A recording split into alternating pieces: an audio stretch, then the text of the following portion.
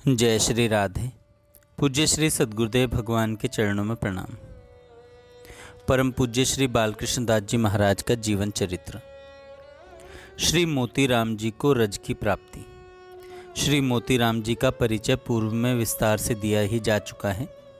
9 वर्ष पूर्व लकवाग्रस्त हो जाने से ये अपंग प्राय हो चुके थे। ये 5 दिन तक बेहोश पड़े रहे। श्री देवी जी ने श्री महाराज जी से कहा, महाराज जी, मोतीराम जी बहुत कष्ट पा रहे हैं। ऐसे पड़े रहने से क्या लाभ, शरीर छूट जाए तो अच्छा। श्री महाराज जी ने एकदम कहा, नहीं नहीं, ये अच्छे हो जाएंगे और श्री बिहारी जी के दर्शन करने जाएंगे। लकवा का प्रकोप बहुत भयंकर रूप से हुआ था। श्री महाराज जी ने 1.5 महीने तक डॉक्टरों से इलाज करवाया। फलस्वरूप वे घूमने फिरने लग गए। एक हाथ और एक पैर में कमजोरी रह गई थी, परंतु श्री महाराज जी की कृपा से धीरे धीरे सर्वत्र घूम फिर आते थे। कभी कभी अकेले ही ब्रज की स्थलियों, श्री बाबा के दर्शन करने गोरखपुर तथा मध्य प्रदेश में भी घूमकर आ जाते थे। सन 1984 में आपका शरीर अस्वस्थ रहने लगा। शिथिलता बहुत बढ़ जाने से शैया पर ही पड़े रहने लगे। लगभग 1 महीने तक बहुत अस्वस्थ रहने के बाद वैशाख शुक्ला पूर्णिमा को श्री महाराज जी के सामने ही आपको रज प्राप्ति हो गई। उनके अंतिम समय में श्री महाराज जी के मन में यह संकल्प आया कि उन्होंने जीवन भर बहुत ही निष्ठापूर्वक सेवा की है, उन्हें तो पहुंचाना ही पड़ेगा। यहाँ एक बात स्मरणीय है कि किसी संत महापुरुष से की हुई प्रार्थना करने वाला चाहे भूल भी जाए, परंतु संत कभी नहीं भूलते। श्री मोतीराम जी ने प्रथम दर्शन में ही मेरा भी प्रणाम कहना उस नंद के कुंवर से कहकर श्री महाराज जी की करुणा को जगा दिया था। उसी करुणा सीकर ने अंतिम समय में उन्हें संभाल लिया। प्रोस्टेट का ऑपरेशन। 5 मई 1984 को श्री महाराज जी को कुछ बुखार आया। साधारण समझकर उपचार होता रहा, परंतु बुखार ठीक नहीं हुआ। लघु शंका अवरोध की एक नई शिकायत हो गई। डॉक्टर कठिल को बुलवाकर कैथेटर नली द्वारा पेशाब निकाल दिया गया, परंतु नली निकालते ही पुनः वही शिकायत हो गई। सर्वसम्मति से श्री महाराज जी को दिल्ली ले जाने का निश्चय हुआ।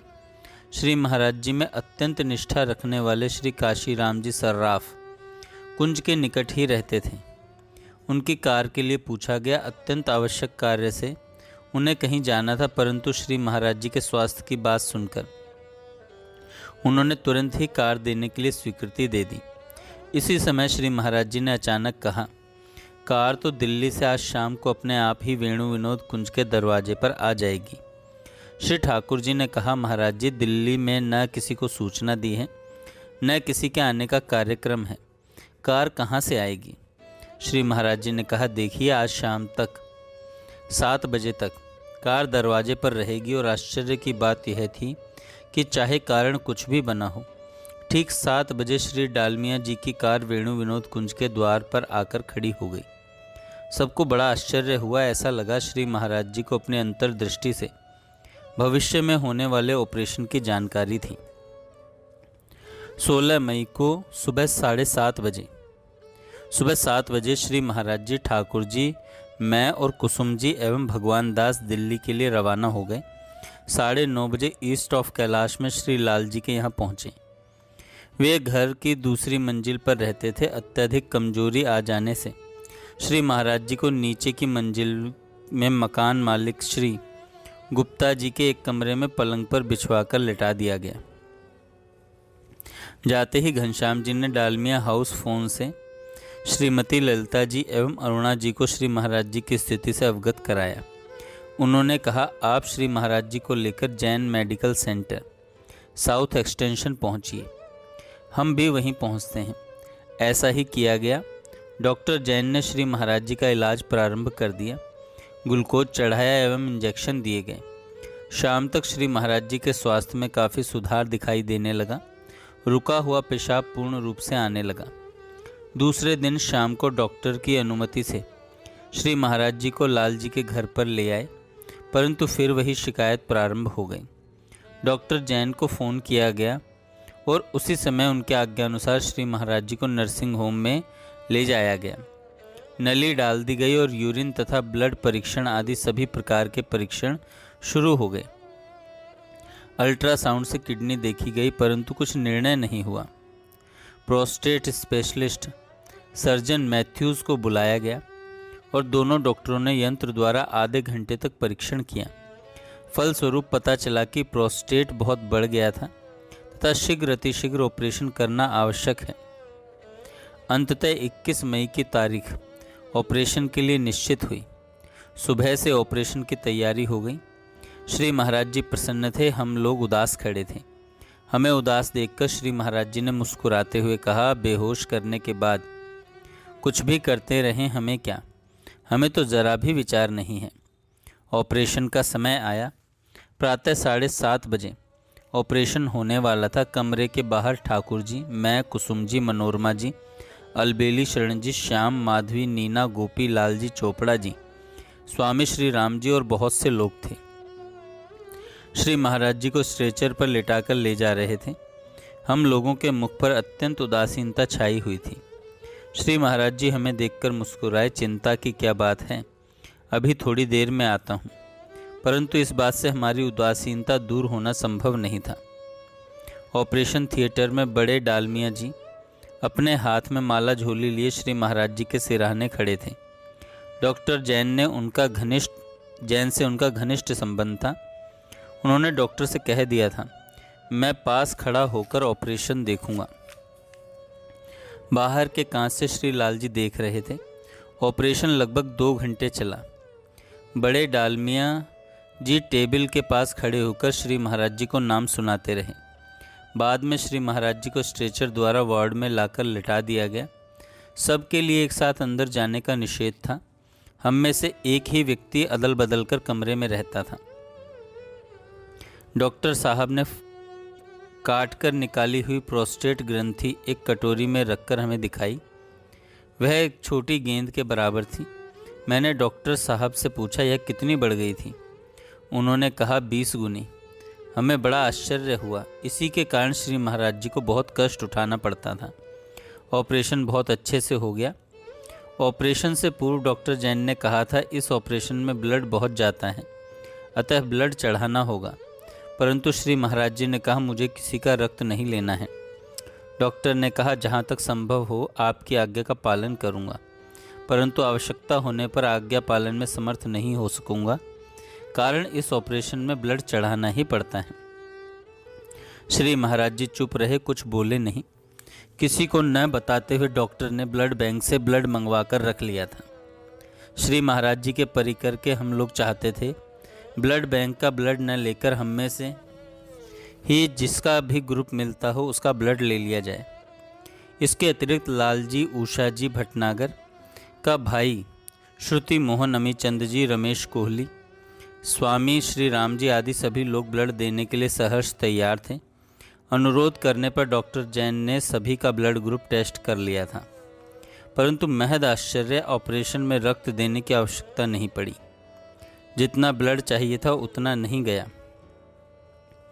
दूसरे का ब्लड न लेने का श्री महाराज जी का संकल्प था। उनकी इच्छा के विरुद्ध कुछ काम हो ही कैसे सकता था। बाद में हेमोग्लोबिन चेक करने पर 10% निकला, जितना होना आवश्यक था।